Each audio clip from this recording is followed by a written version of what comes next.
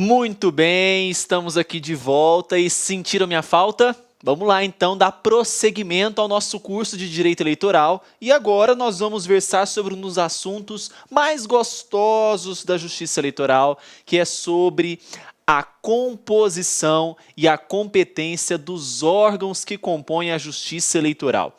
Nós já havíamos comentado lá na aula de número 1, algumas informações muito interessantes a respeito dessa composição da Justiça Eleitoral.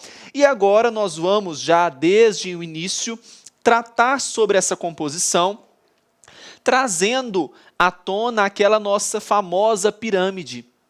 Então não vamos esquecer que a pirâmide ela é fundamental para os nossos estudos e você vai ter que lembrar dessa pirâmide aí até o final do nosso curso.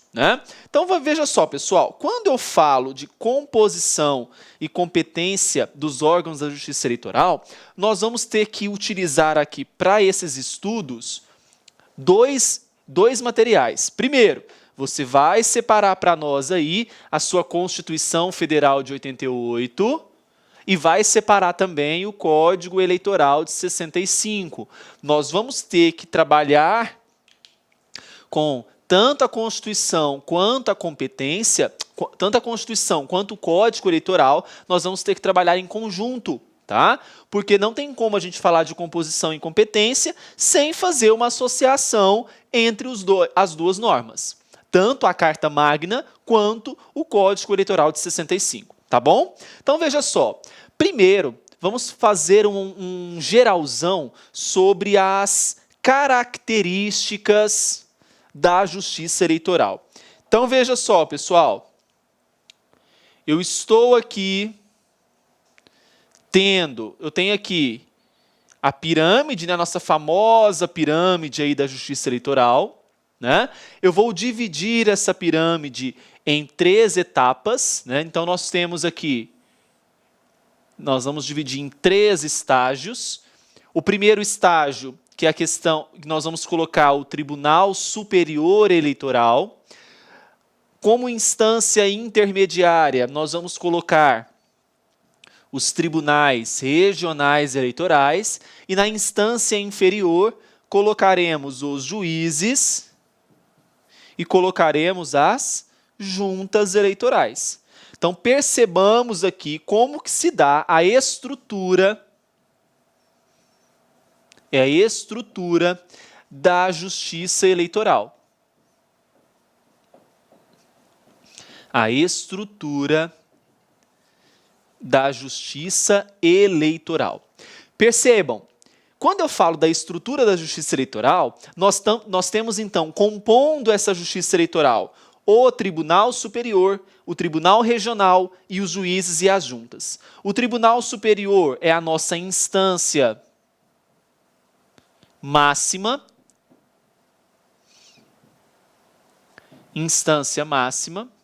Eu tenho os tribunais regionais eleitorais como instância intermediária. Nós podemos chamar também de segunda instância. E temos os órgãos de primeira instância. Então, os órgãos de primeira instância, que são esses órgãos, juízes e juntas, compondo a estrutura inferior dessa Justiça Eleitoral. Nós já sabemos, vou até colocar um asterisco aqui para nós, que a Justiça Eleitoral ela pertence à Justiça Especializada.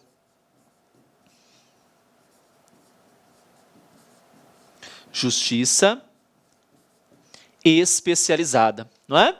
Muito bem. Então, veja, o CESP gosta muito de trazer conteúdos, informações novas para nós a respeito dessa composição. Até na prova do TRE Rio Grande do Sul, trouxe uma nomenclatura bem interessante, dizendo que a estrutura da Justiça Eleitoral, a composição dessa Justiça Eleitoral é uma composição híbrida. E nós vamos ver que é realmente uma composição híbrida. O que significa ser uma composição híbrida? que na composição da justiça eleitoral, dos órgãos dessa justiça eleitoral, a gente percebe, nós vamos perceber que tanto no TSE, quanto nos TREs, quanto nos juízes e juntas, nós vamos ter membros de diversos órgãos do Poder Judiciário. Então, no TSE, por exemplo, eu terei membros que são oriundos do STF, do STJ. No TRE, eu vou ter juízes de direito do Tribunal de Justiça, vou ter desembargadores, vou ter juiz federal ou do TRF, dependendo da situação, né? Juízes e juntas, eu terei, por exemplo, nas juntas, juiz de direito e cidadãos comuns, né? De notória idoneidade. Então percebam que realmente se trata de uma composição híbrida. Muito bem. Além de ser uma composição híbrida, nós temos que entender também que eu terei nesses órgãos aqueles que serão colegiados ou órgãos chamados de órgãos monocráticos. O que isso significa, professor? Significa dizer que alguns órgãos serão compostos por mais de um membro e eu terei órgãos que serão compostos por apenas um membro. Então, nós vamos fazer o seguinte, quando for órgão colegiado, então, para órgãos colegiados, nós vamos usar a sigla OC, tá? Órgão colegiado, usaremos a sigla OC. Para órgãos monocráticos, nós utilizaremos a sigla órgão monocrático, usaremos a sigla OM, ok? Então, para órgão colegiado, OC, para órgão monocrático, OM. Muito bem, feito isso, órgão colegiado, OC, e órgão monocrático, OM, veja só, o TSE ele é composto por no mínimo 7 membros. Depois nós vamos detalhar isso. Então, se ele é por mais de um membro, ele vai ser um órgão colegiado. Os TREs também são compostos por mais de um membro. Então, mais uma vez, eu terei aqui um órgão colegiado. Já os juízes não são órgãos colegiados. Por quê? Os juízes eleitorais eles serão titulares de uma zona eleitoral. E eu terei, para cada zona eleitoral, um juiz eleitoral. Então, os juízes são OC, órgãos colegiados. Desculpa. Os juízes são órgãos monocráticos. Corrija aí para nós. Enquanto as juntas nós vamos perceber depois que elas terão eles terão composição híbrida também, né? Formados por mais de um membro. Dessa forma, nós temos as juntas como órgãos colegiados, ok? Então, veja, os únicos órgãos monocráticos são os juízes. Além disso, nós temos que utilizar também uma outra nomenclatura. Eu tenho, dentre os órgãos da Justiça Eleitoral, aqueles órgãos que são temporários, então nós vamos colocar com a sigla OT, órgãos temporários, e eu tenho aqueles órgãos que são órgãos permanentes, órgãos permanentes. Então, observe. Órgãos temporários serão aqueles órgãos que são formados justamente para as eleições, mas eles são posteriormente o quê? Nós temos eles são desfeitos. Então, eles são formados para um processo eleitoral e logo após eles são desfeitos. Então, veja, os órgãos permanentes não, eles vão existir independente de ter ou não ter eleição, né? Existem independente do tempo. Então, veja, o Tribunal Superior Eleitoral, ele é um órgão temporário ou um órgão permanente? É um órgão permanente. Os TREs também são órgãos permanentes. E os juízes? Os juízes são órgãos permanentes, mas as juntas são órgãos o quê? Temporários. Por quê? As juntas elas são formadas somente 60 dias antes das eleições e elas são desfeitas logo após, ok? Então não se esqueçam dessa estrutura. porque ela será importante para resolver algumas questões, principalmente CESP, que gosta de trabalhar esses conceitos aqui. Né? Então, a partir de agora, nós vamos estudar cada um desses órgãos. Nós vamos observar também que cada um desses órgãos, veremos os membros que compõem esses órgãos, para que a gente possa estudar e responder qualquer questão sobre a estrutura da Justiça Eleitoral. Tudo bem? Ligaram os motores? Vamos então fazer um voo rasante quanto à composição e à estrutura dos órgãos da Justiça Eleitoral. Então, nossa aula de número 2, nosso tema de número 2, vamos então aí, os conceitos iniciais, né? Nós já vimos então a diferença, o que é essa justiça especializada, já trabalhamos com esse conteúdo. Vimos também qual é a composição da Justiça Eleitoral. Essa é a previsão do artigo 118 da Constituição, que traz como órgãos o TSE, os TREs, os juízes e as juntas eleitorais. Vimos também que quando eu falo de composição da Justiça Eleitoral, o que a gente precisa entender aqui, pessoal? De acordo com o artigo 118 da Constituição, ela traz o seguinte para nós, que são órgãos da Justiça Eleitoral, o Tribunal Superior, os tribunais regionais eleitorais, os juízes eleitorais e as próprias juntas eleitorais. Já o Código Eleitoral, que eu tanto falei para vocês, que será importante para os nossos estudos, traz um detalhe. Ele vai trazer o seguinte para nós. Eu tenho o Tribunal Superior Eleitoral, não tem? O TSE é a instância máxima. Aonde será a sede desse TSE? O Código Eleitoral traz para nós essa informação. Olha só, o Tribunal Superior possuirá sede na capital federal, capital da República, e jurisdição em todo o país. Então, TSE como instância máxima, jurisdição nacional. Já os TREs não. Como eu tenho aí 26 unidades federativas mais o Distrito Federal, eu terei um tribunal regional eleitoral para cada estado. Olha a grande oportunidade que nós temos para ser aprovado num TRE. Nós temos aí, então, 26 estados mais o Distrito Federal, 26 TREs mais o do Distrito Federal para concurso público. Então, é uma gama de oportunidades para todos nós, né? Então, veja.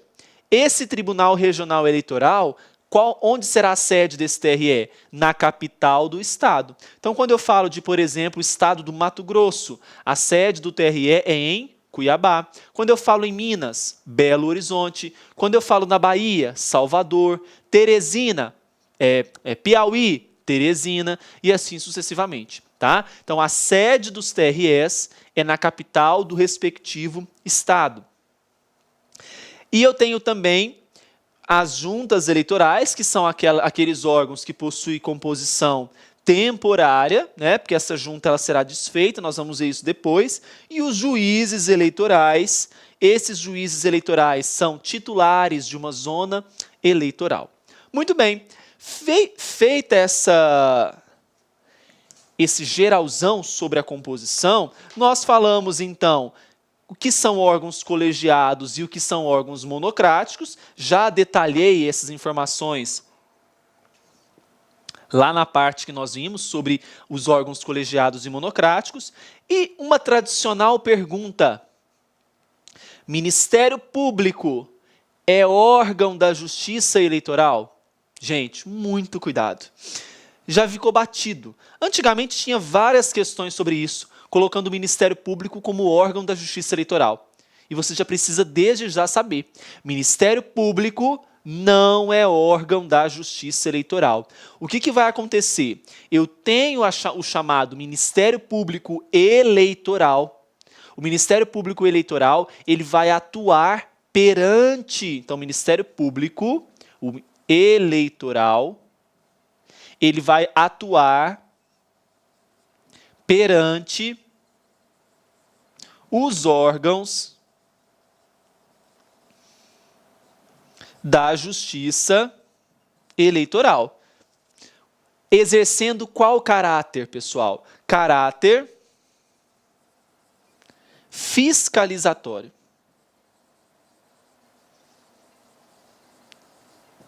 Então, muitíssima atenção aqui. Ministério Público é órgão da Justiça Eleitoral? Não. Ele exerce o quê? Perante os órgãos da Justiça Eleitoral, exercendo um caráter fiscalizatório. Veja só, a própria Constituição traz um texto interessante para nós, um texto legal, sobre o exercício desse Ministério Público. Veja só, artigo 127. O Ministério Público é uma instituição permanente, olha só, essencial à função jurisdicional do Estado. Então, o Ministério Público, como instituição permanente, essencial à função jurisdicional do Estado, incumbindo-lhe a defesa da ordem jurídica, do regime democrático, democracia eleitoral tem tudo a ver. Então, olha só a grande função do Ministério Público como um defensor, né, tanto da ordem jurídica quanto do regime democrático e dos interesses sociais individuais indisponíveis. Então, por isso que eu digo para você da importância que tem o Ministério Público perante os órgãos da Justiça Eleitoral. Desta feita, nós temos aqui ainda, veja só, quais são as funções que nós teremos do Ministério Público, quem vai exercer do Ministério Público perante os órgãos da Justiça Eleitoral. Então, eu tenho um procurador-geral eleitoral, eu tenho o procurador regional eleitoral e eu tenho o promotor eleitoral. Tá, beleza, professor. Você disse que tem o PGE, que tem o PRE e que tem o promotor eleitoral. Mas quem vai atuar perante quem? Cuidado. Quando eu falo de procurador-geral eleitoral, quem é esse procurador-geral eleitoral? Ele é um procurador-geral da República. Olá, meus amigos, minhas amigas, gostou da aula do professor Bruno Oliveira? Grande professor aqui do Lá Concursos, vocês podem ter certeza que o professor Bruno é um dos melhores professores de Direito Eleitoral do Brasil. Nós aqui do Lá Concursos, nós temos uma proposta pedagógica super diferenciada para os concursos dos tribunais regionais eleitorais. Então, se você está estudando para qualquer concurso para tribunais regionais eleitorais, acesse o nosso site, o laconcursos.com.br, que nós estamos oferecendo cursos completos para o cargo de analista e para o cargo de técnico judiciário, diversos cargos. Olha só, outra coisa importante, aqui no Lá Concurso nós trabalhamos com preços populares. Vocês podem ter absoluta certeza que é o melhor custo-benefício do mercado. Tá certo, meus amigos? Então acesse nosso site aí para você continuar assistindo essa super aula do professor Bruno Oliveira. Forte abraço, tchau, tchau.